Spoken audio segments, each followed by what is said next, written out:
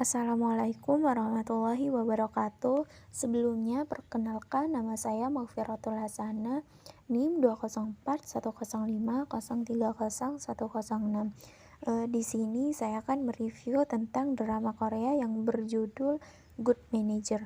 Untuk memenuhi tugas ujian akhir semester mata kuliah pengauditan 1 dari Ibu Lulu selaku dosen pengampu mata kuliah pengauditan 1 ini. Drama Korea Good Manager ini merupakan drama yang menarik untuk ditonton. Terlebih drama ini sangat-sangat direkomendasikan bagi orang yang menyukai akuntansi atau mahasiswa prodi akuntansi.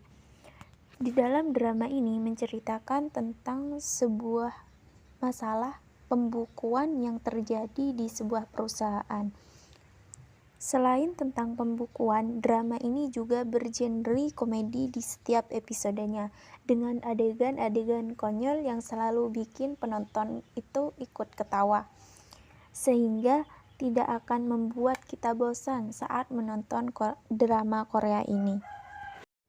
Oke, mari kita bahas tentang drama Good Manager atau drama Sif Kim ini, di mana drama ini menceritakan Kim Sung Ryong, seorang akuntan di daerah Gunsan yang memberikan jasanya untuk para preman dan rentenir agar laporan keuangan mereka tidak mencurigakan dan mengambil keuntungan sebanyak-banyaknya. Kim Sung Ryong ini sering bolak-balik masuk kantor polisi karena kasus penipuan pembukuan perusahaan-perusahaan kecil di Gunsan. Tapi karena dia terlalu lihai dalam menipu, jaksa tidak pernah bisa menuntut dan menahan dia karena tidak ada bukti yang kuat. Kim Sung Ryong memiliki cita-cita untuk tinggal di Denmark karena negara itu terkenal damai dan rendah korupsi. Lalu oleh bawahannya, Guang Sok memberitahu kalau perusahaan besar Teki Group di Seoul sedang mencari seorang kepala bagian untuk salah satu bagian departemen akuntansi, yaitu tim operasional bisnis. Sung Ryong pun mencoba dengan harapan Teki Group adalah perusahaan besar di mana ia bisa mendapatkan uang lebih cepat dan lebih banyak, sekaligus membuat dia lebih cepat pergi ke Denmark.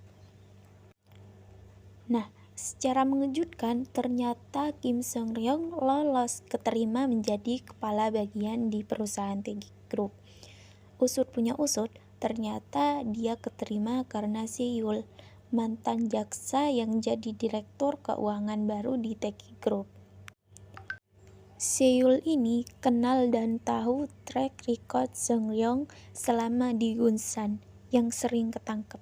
Dia merekrut Kim Sung Ryong dengan harapan dia bisa membuat Teki Group dapat keuntungan lebih besar dengan manipulasi laporan dan pajak perusahaan. Awalnya Kim Sung Ryong ini memang mempunyai niat buat korupsi biar duit dia di rekeningnya cepat terkumpul untuk pergi ke Denmark. Sama seperti yang dia lakukan di Gunsan, tapi pada akhirnya Sung Ryong sadar kalau Teki Group tuh parah banget dan banyak masalah dengan laporan keuangannya karena terjadi korupsi yang dilakukan oleh petinggi-petinggi perusahaan tersebut yang menyebabkan banyak karyawan anak perusahaan dipecat dan terjadi tunggakan gaji. Dan yang lebih parah, gara-gara petinggi-petinggi perusahaan yang pada korupsi ini, mereka sampai tidak segan-segan untuk membunuh orang di dalam perusahaan yang mengetahui kebusukan para petinggi. Dan hal ini bertentangan dengan prinsip Kim Sung Ryong, yaitu curilah uang bosmu tapi jangan curi uang karyawanmu. Kim Sung Ryong pun bersama Yoon Hak Young, manajer Chu Nam Ho, dan anggota tim operasi bisnis lainnya berusaha mengungkap kasus korupsi yang terjadi di Teki Group ini. Mungkin hanya itu yang dapat saya ceritakan mengenai drama Korea Good Manager ini. Selanjutnya saya akan membahas kecurangan yang terjadi di Teki Group. Yang pertama yaitu manajemen yang melakukan tindakan korupsi dengan terjadinya defisit, di mana defisit ini merupakan kekurangan dalam kas keuangan yang biasa terjadi ketika suatu perusahaan memiliki pengeluaran lebih banyak daripada pemasukan. Setelahnya, korupsi dilakukan oleh para petinggi perusahaan, sehingga dapat menyebabkan banyak karyawan yang di PHK dan juga terjadi beberapa penunggakan gaji kepada karyawan.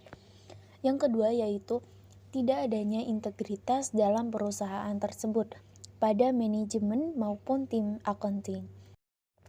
Yang ketiga yaitu accounting fraud, adanya beberapa subjek atau angka yang manipulatif yang dapat dimasukkan ke dalam laporan keuangan sesuai dengan perintah CSO. Tindakan manipulasi ini dibuat seolah-olah bahwa laporan yang telah dibuat sesuai dengan standar SOP perusahaan.